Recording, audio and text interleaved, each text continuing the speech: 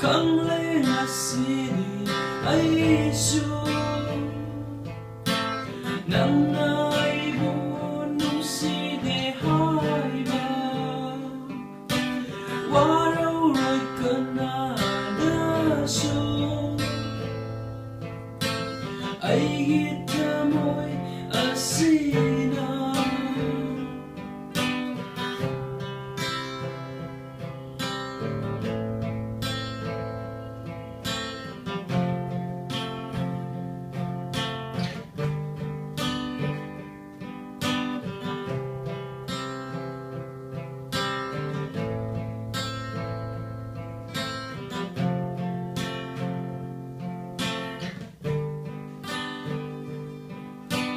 Kay nasa nuwaigi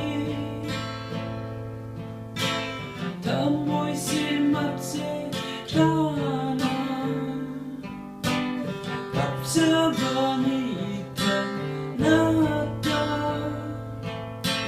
Lamhin ako'y mo ay lubana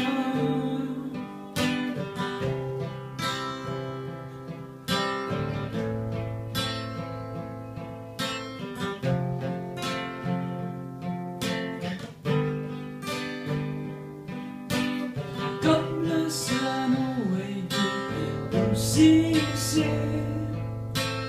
nung sisaktan ding singlaga Kimla sa nuwaigi nung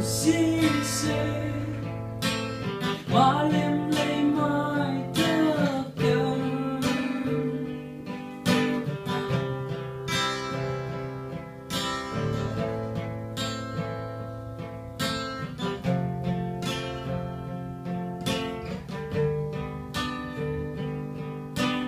May